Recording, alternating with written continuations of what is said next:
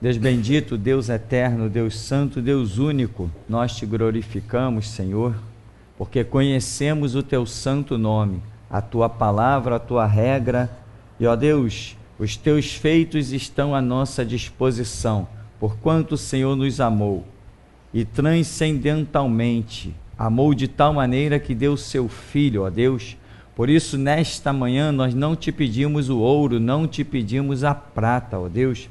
Nós te pedimos a manifestação da tua glória, pedimos a tua redenção, porque nós ansiamos, ó Deus, por um dia ouvir a palavra que diz: vinde benditos de meu Pai, possuir por herança o reino.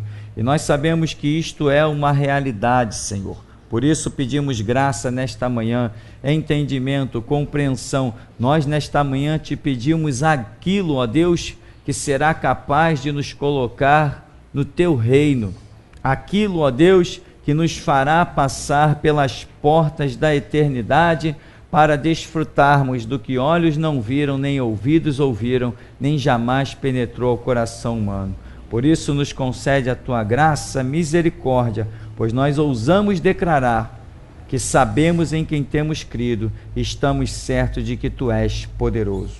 Liberta a nossa mente, repreende o mal, nos abençoa em Cristo Jesus, o Senhor. Amém. Amém, irmãos. Nós vamos seguir ainda com estes detalhes do seminário Exame, e nós vamos a Apocalipse capítulo 3, em que eu tenho gostado muito desse seminário, nessa direção que o Senhor nos tem dado. Eu realmente, nesse seminário, eu tenho ficado maravilhado com a graça e misericórdia do Espírito de Deus para conosco. As coisas são tão tremendas e tão edificantes, que eu digo, verdadeiramente servimos a um Deus vivo, né? Apocalipse no capítulo 3, a partir do verso 14, diz: ao anjo da igreja em Laodiceia escreve: estas coisas diz o Amém, a testemunha fiel e verdadeira, o princípio da criação de Deus. Conheço as tuas obras, que nem és frio nem quente. Quem dera fosses frio ou quente. Assim, porque és morno e nem és quente nem frio, estou a ponto de vomitar-te da minha boca. Pois dizes: rico sou, e abastado estou, e não preciso de coisa alguma. E tu nem sabes que tu és um infeliz, sim, um miserável, pobre, cego e nu. Então, vamos analisar aqui, antes de analisar propriamente aquilo que é a minha intenção nesta manhã, eu queria apenas ressaltar o que já ressaltamos no nosso seminário de Apocalipse, mas eu gostaria de deixar aqui também, quando o Senhor Jesus diz assim: essas coisas diz o Amém. Quer dizer, o Amém é aquele que determina todas as coisas, é aquele que põe o ponto final, né? Nós temos até o costume de orar e dizer Amém, quer dizer, assim seja. Traduzindo do hebraico, seria mais ou menos um negócio assim: assim seja, que assim suceda, que Deus confirme isso. Então, Jesus está dizendo: eu sou o Amém, eu sou o que determina como as coisas vão ser, eu sou o ponto final. Aí ele vem e ainda complementa dizendo: eu sou a testemunha fiel e verdadeira. Aí ele diz: o princípio da criação de Deus. O princípio da criação de Deus. Aqui eu quero dar uma palavra para você. Muitas pessoas dizem assim: o que não faz diferença à nossa fé, mas é apenas um ponto de conhecimento que, falando de eternidade, a gente possa até estar errado, mas interpretando a palavra em si, o texto, quando Jesus diz assim: eu sou o princípio da criação, o que você entende? Ele diz: princípio da criação de quem? De Deus. Então, quer dizer, Deus principiou a sua criação, Deus deu início à sua criação. E o primeiro que ele criou foi Jesus, o Filho. Porque as pessoas não fazem essa diferença também. Se não tocarmos no assunto, ele não vai fazer a mínima diferença. Mas quando os pregadores começam a se enrolar, quererem ser cientistas da palavra de Deus, quando sequer chegaram a ser um simples teólogo, começam a se enrolar. Pela palavra nós podemos entender, pela tradução que temos, podemos entender que Jesus, sendo o princípio da criação de Deus, significa que antes de Deus criar qualquer coisa, ele trouxe à existência o seu Filho. Então Jesus foi o primeiro a ser criado ou gerado por Deus. Então, nós entendemos que o Pai existia, depois veio à existência o Filho. Se Jesus é Filho, Filho e Pai surgem ao mesmo tempo? Não, o Pai surge primeiro. O Filho é gerado depois que o Pai já existe. Isso não é o que entendemos claramente? Então, Jesus sempre existiu? Não. Sempre existiu, não detectamos a criação, a existência, o ponto de partida da existência de Deus Pai, isso nós não detectamos. Mas que o Deus Filho, ele houve um momento em que ele não existiu, isso houve. É o que nós compreendemos por estas e outras palavras. Por exemplo, aqui Jesus está dizendo, sou o princípio da criação de Deus, quer dizer, sou o número 1, sou o que foi criado primeiro, tudo veio depois de mim, eu vim primeiro, tudo o resto, tudo que se possa imaginar, veio depois de Cristo, porque nós até entendemos isso, que Deus criou Jesus, depois deu a ele o cargo de criar todas as coisas. Lá em Gênesis, quando está a criação do mundo acontecendo, nós não identificamos o Deus Pai criando o mundo, não, ali identificamos claramente o Deus Filho criando o mundo. E no capítulo 1 do Evangelho de João, isso fica mais do que esclarecido, quando João deixa isso com todas as letras que você possa imaginar, que quem criou o mundo foi Jesus, o Filho, e não o Pai. Claro que Jesus fez isso por ordem, por decreto do Pai. Outra interpretação que se possa ter nisso aqui, mas para mim já entra mais em segundo plano, ou seja, menos crédito, é que quando Jesus teria dito, sou o princípio da criação de Deus, seria que, como eu estou dizendo, é uma interpretação de segundo plano, eu não acredito nela, mas sou o princípio da criação de Deus, significa que depois de Deus tê-lo criado, deu a ele a autoridade para criar todas as coisas. Aí a interpretação seria o seguinte, todas as coisas que foram criadas tiveram princípio em mim. É uma segunda interpretação para um assunto direto. Porém, ainda tem uma questão que é o que eu pessoalmente gosto de fazer, um terceiro ponto. Nessa interpretação eu vejo, nesse texto eu vejo que Deus criou Jesus e depois deu a ele a autoridade para criar todas as coisas. Então, nessa terceira interpretação, eu englobo tanto a primeira, que Jesus foi criado pelo Pai como o primeiro, e ainda englobo a segunda interpretação de que esse texto estaria significando que aqui Jesus está dizendo que foi ele que criou todas as coisas. Então, na terceira interpretação, eu englobo a primeira e a segunda. É o que eu penso. Que tanto Jesus foi o primeiro a ser criado pelo Pai, quanto Deus deu a ele autoridade para criar todas as coisas. Mas, por que eu estou deixando isso? Para mim, na minha cabeça, embora isso não tenha a ver com a doutrina do Evangelho, tem a ver com conhecimento, mas não com a doutrina do Evangelho, não faz diferença para a nossa fé essa questão. Porém, é porque existem por aí alguns palhaços rotulados de teólogos, né? Porque tem gente que pensa que porque fez seminário é teólogo. Não é mesmo, meu irmão. Teólogo não é quem fez seminário, teólogo é quem entende de Bíblia, quem tem a revelação. É bem diferente. Fazer seminário, você pode fazer 5, 10, 15, 20, 30 e nunca chegar a ser um teólogo.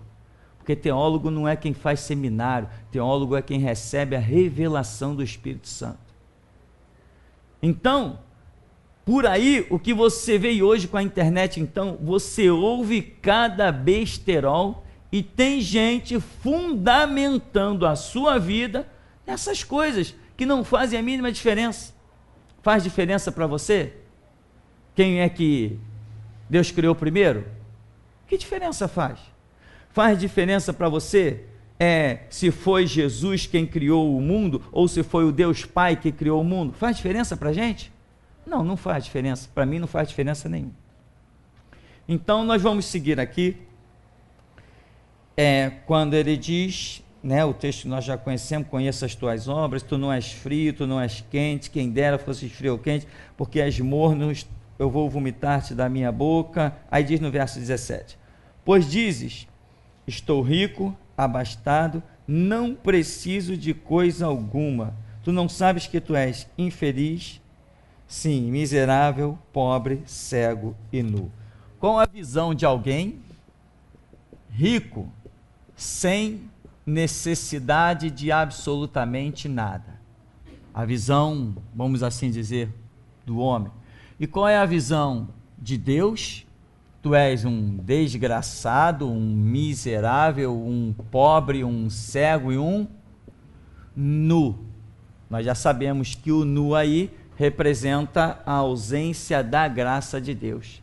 Além de tudo isso, Deus estaria dizendo para essa igreja, essa liderança, que se considera muito bem, rica, e Deus está dizendo que ela pensa de si mesma, que ela não precisa de nada, ela tem tudo. Jesus está dizendo, tu é infeliz. Ora, mas alguém que se diz rico, abastado, sem necessidade de coisa alguma, é infeliz? Só que as pessoas, muitas vezes, não conseguem nem interpretar o que elas são, que elas mesmas são infelizes. Por quê? Porque estão, como Jesus falou, tu és um cego. O cego que não enxerga, não interpreta nem a sua própria condição. E está cheio de gente assim. Uma vez eu ouvi um católico dizendo assim, numa oficina, eu acho que eu não era nem crente nessa época, o católico dizia assim, se Deus não fosse comigo, eu não teria o que eu tenho. Ou seja, ele porque tem uma condiçãozinha financeira, tem carro, tem casa, tem um dinheiro na caderneta de poupança, paga a faculdade dos filhos, ele não enxerga o quão cego ele é para entender que na verdade ele é um nu, ele não tem a graça de Deus, ele é um infeliz, mas a mente dele se fechou nas possessões do mundo e para ele está muito bem. E essa, nesse ministério, é a nossa luta, de não nos escravizarmos pelo aquilo que é passageiro. Muitos cristãos muita gente está hoje correndo para dentro das igrejas por causa da promessa de ter alguma coisa material. Muita gente está correndo para dentro das igrejas hoje em busca de um emprego. Muita gente está correndo em busca de ser um empresário. Quando se busca a Deus com este caráter e não muda esse caráter, nunca será nada. Pode ser até que receba uma empresa de presente de Satanás, mas não vai ser nada absolutamente e um dia vai se deparar com uma realidade muito triste. Aí o Senhor Jesus diz aqui no verso 18, eu aconselho-te que de mim compres ouro refinado pelo fogo, para te enriqueceres, vestiduras brancas para te vestires, a fim de que não seja manifesta a vergonha da tua nudez, e colírio para ungires os olhos, a fim de que vejas. Quer dizer, o que o Senhor Jesus confronta aqui? Ele pega os valores que o cidadão está considerando e ele põe em contraste com os seus valores. São valores versus valores. O camarada diz: eu tenho tudo. Jesus diz: você não tem nada. Porque o que ele considera de valor não é o que Deus está considerando de valor. Ele diz: eu sou rico e abastado. Jesus diz assim: não, tu é um cego, tu é um miserável, um pobre, tu é um nu. Irmão, aqui está nesse verso 18 uma coisa que você tem que lutar com todas as tuas forças para compreender. A nossa riqueza é aqui, como Jesus está dizendo: eu aconselho-te que de mim compre ouro refinado pelo fogo, para te enriqueceres. O ouro de Jesus não é o ouro da terra. O cidadão, ele tem ouro, mas Jesus está lhe apresentando outro ouro. O cidadão tem riquezas, mas Jesus está lhe apresentando outras riquezas. O cidadão está abastado, ele tem uma felicidade, ele é, dentro do que existe na declaração, ele é feliz, mas Jesus está lhe apresentando outra felicidade. Se nós, como cristãos, não conseguirmos nos libertar dos conceitos terrenos, nós jamais seremos nada na presença de Deus.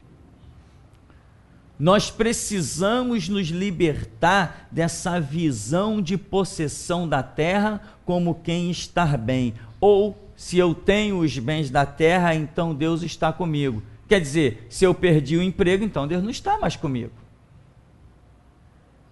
Se eu tenho tudo como Jó tinha, Deus está comigo. Se eu perder tudo como Jó perdeu, Deus não está mais comigo. Mas a Bíblia mostra que Deus continuou com Jó, mesmo que ele não entendesse. Mesmo que ele não entendesse, porque senão ele não amaldiçoaria o dia do seu nascimento. Ele não diria: miserável homem que eu sou. Ele não diria tantas coisas loucas que ele disse, não contra Deus, mas contra si mesmo, no seu desespero.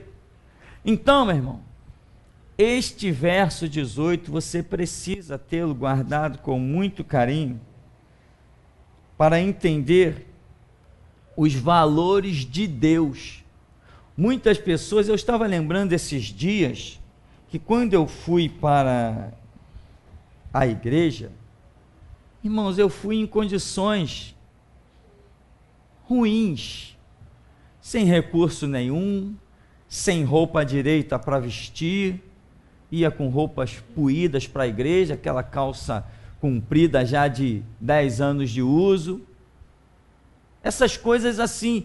Mas eu me lembro, a minha mente vai lá dentro da igreja, da onde eu comecei, e eu não me recordo de nenhuma vez eu ter feito orações suplicando a Deus pelos bens materiais. Eu não estou condenando ninguém, isso não é para condenar ninguém que tenha feito isso, não. Eu estou dizendo que eu não me recordo disso. E esses dias da semana eu parei pensando nisso, e eu me via dentro da igreja onde eu comecei, inclusive a roupa, eu me via uma calça marrom, que hoje não se vê nem mais por aí, um tipo de calça. Você lembra de umas calças que se chamavam calças jeans West? Quem alcançou isso? Ah lá, não precisa nem falar a idade mesmo, para a gente não se comprometer. Então, a calça jeans West, eu me lembro, imagina quanto tempo tem isso. Pois eu me vi claramente, a camisa também, não tinha umas camisas da marca Pool, P-O-O-L, não tinha, eu não sei nem se existe mais esse negócio, uma camisa daquela, né, ela listada, branca, vermelha e azul, listadinha assim, deitada. Eu com um tênisinho rasgado do lado, a calça puída aqui do lado. Irmão, isso tem 25 anos. Pois ontem, essa semana, aí, esses dias, eu estava me vendo lá, sentado naquele banco de madeira que a igreja tinha, um banco que quando você suava, ele desbotava e marcava a sua camisa, um banco preto, quebrando. Quando tu sentava, todo mundo tinha medo. Quando o diácono, que era mais gordinho, vinha sentar, todo mundo escapava para os cantos, porque sabia que aquele banco estava correndo perigo, e dava uns estalinhos, e tinha um pozinho que caía dele, ele já estava com cupim. A minha mente viu tudo aquilo. E eu lembro que um dia estava o pastor Jeremias, estava outros irmãos, não vou mencionar o nome, estava o pastor Jeremias e outros irmãos. Eu vi tudo aquilo, eu vi aquela cena. E eu lembrei que nós tínhamos ali naquele dia uma reunião de oração. Eram vários grupinhos dentro da igreja e nós ali, cada um mencionava o seu pedido de oração. E um intercedia pelo outro, eles tinham esse tipo de trabalho. Um orava pelo pedido do outro. E eu lembro que eu ali, desempregado, com tênis furado, com a calça puída, aquela camisa já batida que as cores já estavam indo embora. Eu lembro que quando cada um fez o seu pedido, um pediu para passar no concurso do Banco do Brasil, o outro pediu para ser bem-sucedido na faculdade, foram os mais diversos pedidos. E quando chegou a minha vez, o pastor falou assim: qual é o seu pedido, Pirani? Eu falei assim: eu quero que Deus me dê sabedoria. Que mais? Não, só isso. Só quero que Deus me dê sabedoria. Irmão, todo mundo olhou para mim como se eu fosse um ET. E o pastor orou pelos pedidos que cabia a ele e orou por mim. Me lembro claramente ele falando: Deus, dá ao teu filho sabedoria, porque ele quer crescer no conhecimento da tua palavra, ele quer entender as tuas coisas, tal. Deus abençoe o teu filho. Acabou, foi só isso. Eu sei que hoje eu estou aqui. Hoje eu abro a Bíblia e eu entendo o que a Bíblia diz. Hoje, enquanto tanta gente está aí desesperada falando besteira, eu digo: não é isso não, é isso, isso e isso. Então, meu irmão, você tem que entender os valores que Deus nos apresenta.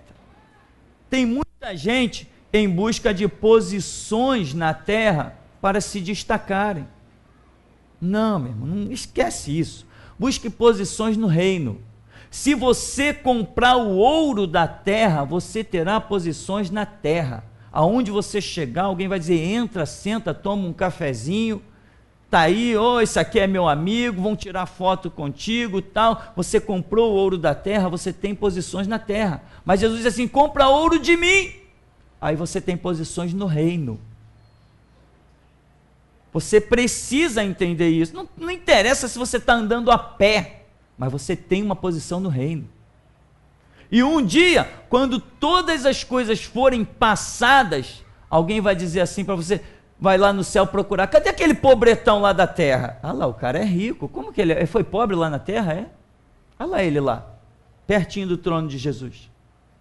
Isto é uma realidade para mim.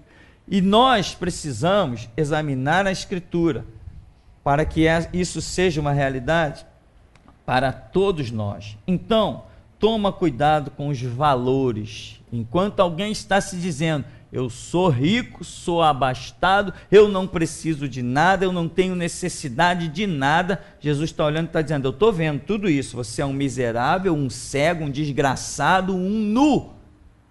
Então, meu irmão, procure enxergar as coisas com os olhos de Deus e não com os seus próprios olhos.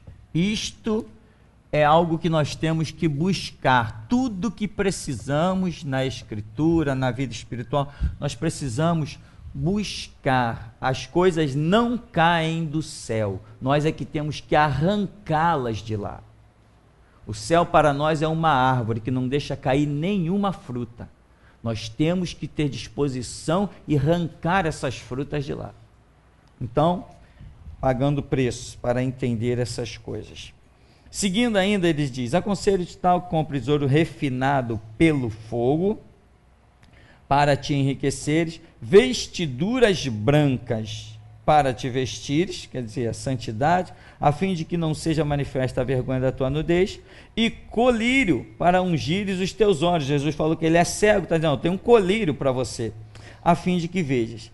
Eu repreendo e disciplino a quantos amo. Sê, pois, zeloso e arrepende-te. Olha, esse verso 19 também, ele é bem interessante, porque Jesus está falando, eu repreendo, repreensão. Irmãos, isso aqui é algo que ninguém gosta, mas não adianta, irmão. O Espírito Santo fala, ou não fala? Servimos um Deus vivo ou não servimos? Caramba, então nós precisamos ter humildade, para quando a palavra pesar na nossa mente, pesar no nosso espírito, na nossa alma, pesar nos nossos ombros, não adianta relutar contra Deus, eu nunca vou ganhar essa batalha. Não adianta, eu tenho que aprender a aceitar a repreensão do Todo-Poderoso. Irmão, eu sou uma pessoa que eu comecei a caminhar no Evangelho, e eu comecei a entrar pelas igrejas e eu vi muita glória de Deus, mas eu também vi muito hipócrita profetizando falsamente. Muita gente profetizando para se engrandecer. E eu repreendi muitos profetas na minha caminhada, repreendi muito, a ponto de chegar para certas pessoas e dizer assim, tu é profeta mesmo? Tu é um falso, profetiza aí na minha frente que eu quero ver. Eu cheguei a ponto de bater de frente com profetas mesmo.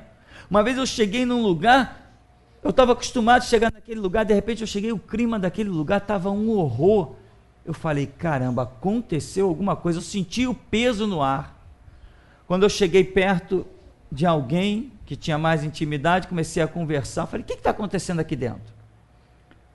Aí a pessoa olhou para mim e falou assim, não, tem está vendo aquele homem que está lá? Entrou aqui, profetizou, falou isso. Eu falei, ele falou isso?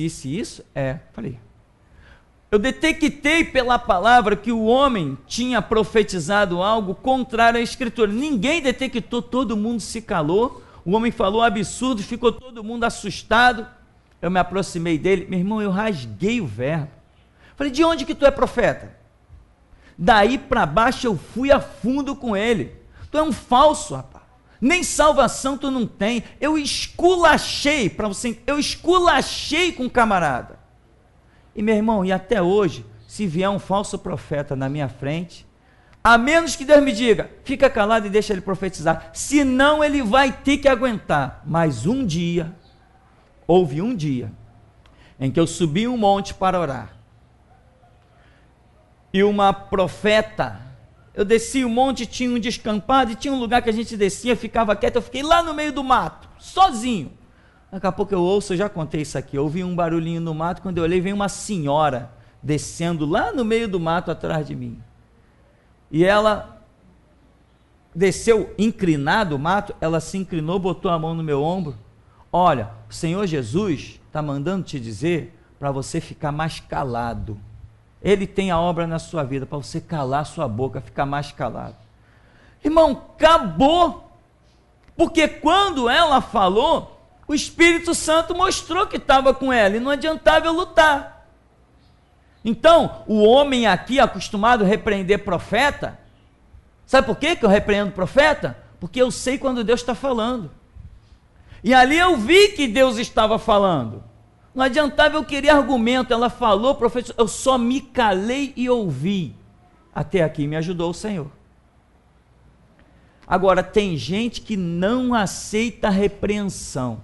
Tem gente que tem sempre o nariz em pé. Tem gente que não tem humildade. Não está todo mundo vendo que o camarada está atolado na lama até o nariz. Mas ele quer andar na ponta do salto. Não adianta, meu irmão. É loucura lutar contra Deus. Será que nós já não temos maturidade suficiente para saber o peso da palavra dentro de nós quando nós estamos errados? Ou nós vamos ser meninos necessitando de leite até quando?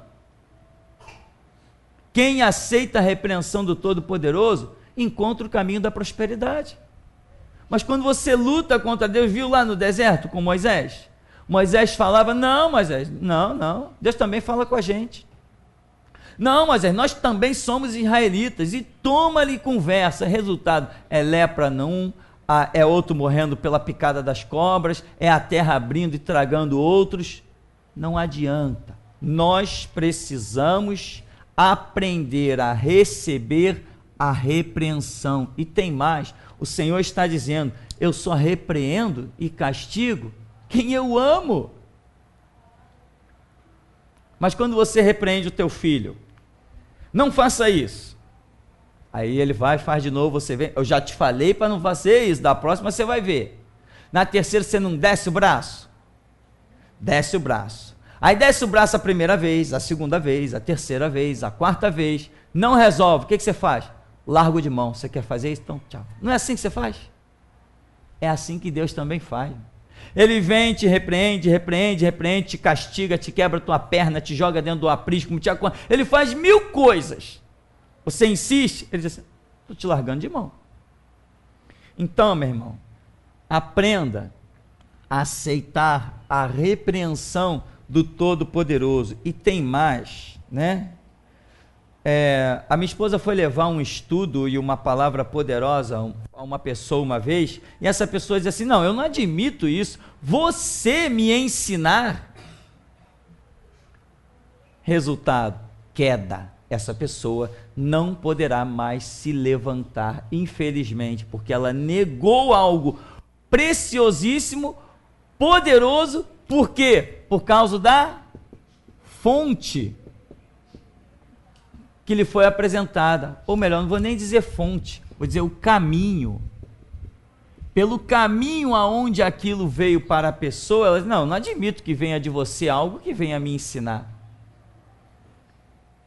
Qual foi o resultado? A queda. Ou seja, meu irmão, a repreensão, a instrução, não importa o caminho que venha, você tem que orar, e depois de orar, procurar saber se aquilo que chegou até você procede da fonte que se chama Espírito Santo ou não. Quem falou com Balaão? Foi a mula ou foi Deus? Quem acha que quem falou com Balaão foi a mula? Levanta a mão. Ninguém acha? Foi Deus que falou com Balaão? Ah, mas usou a mula.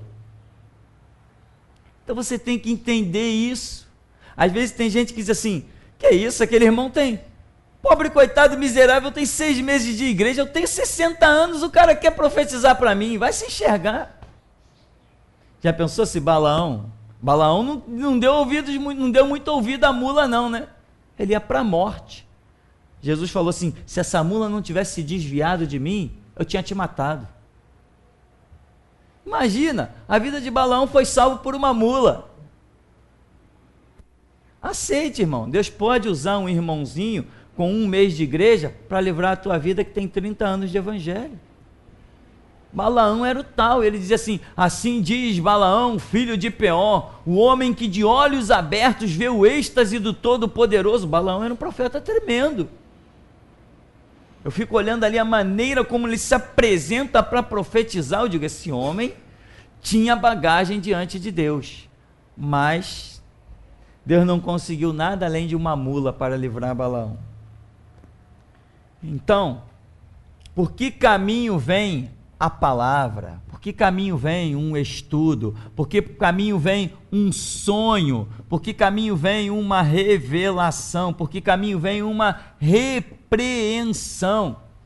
Não importa por que caminho venha, você tem que detectar se a fonte é o Senhor. Eu já vi, até mesmo aqui nesse ministério, pessoas que dizem assim, fulano teve um sonho assim, assim, assim comigo. Que nada, eu estou bem demais. E aquela pessoa não tem vida para sonhar a meu respeito. Já entrou o julgamento, né? Não tem vida para sonhar a meu respeito. Não tinha vida, mas o sonho se cumpriu, gênero, número e grau, e o cidadão foi para a cova. Meu irmão, tá? O Senhor repreende, castiga a todos quanto ama. Então, não interessa quem sonhou, interessa quem deu o sonho. Não interessa quem falou, interessa quem deu a palavra. Nós precisamos entender isso e ter humildade, né?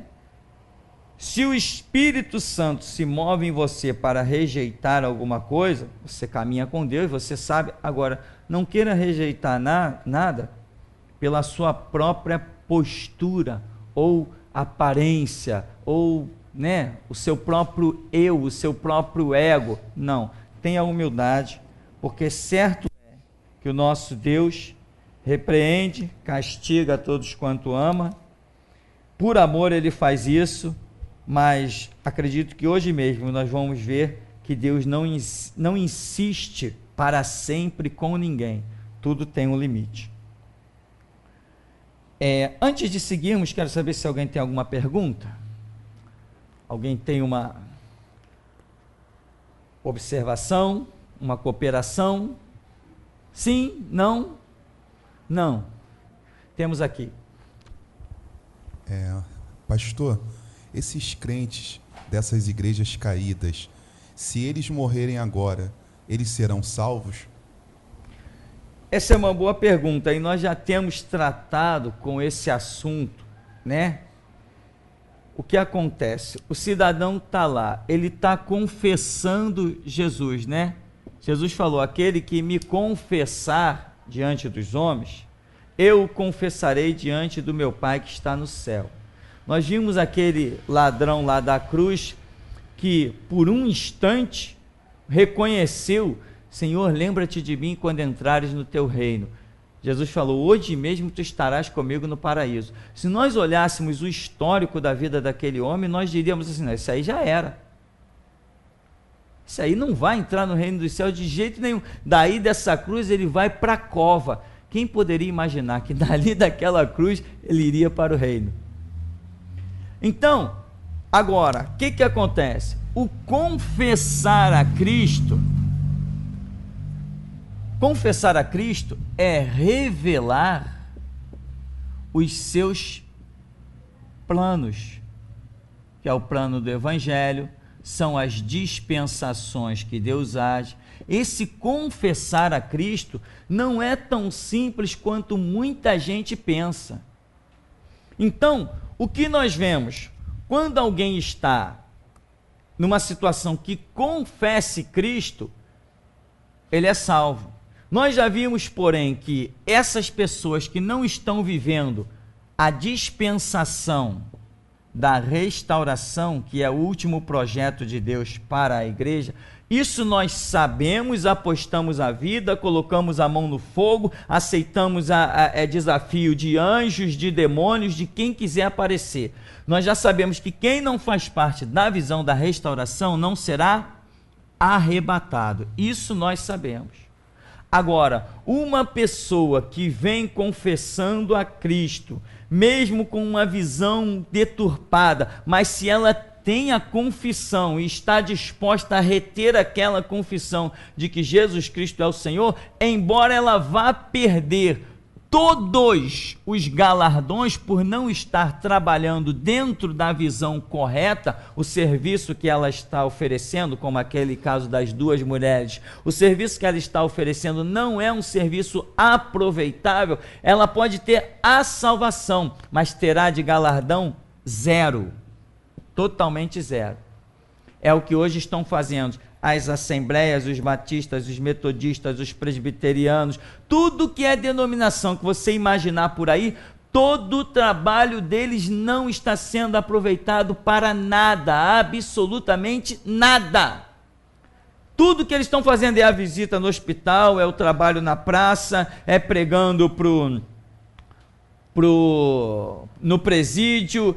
Não interessa, esse trabalho não está sendo aproveitado para nada, isso nós já sabemos muito bem, porque o projeto de Deus hoje não é mais esse, é a restauração da igreja, porque a igreja não será arrebatada, e o que Deus quer nesse momento é preparar gente para o arrebatamento. Então, quem não entrar na visão da restauração não será arrebatado. Isso para mim, quem quiser orar, fique à vontade, mas para mim já é ponto final. Agora, salvar alguém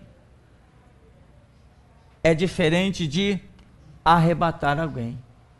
Essas pessoas que hoje são salvas com a confissão de Jesus Cristo, que estão por aí sem a visão da restauração, mas que podem ser salvas por confessarem Jesus Cristo, essas mesmas pessoas hoje salvas, se vier o mover do arrebatamento, elas não serão arrebatadas.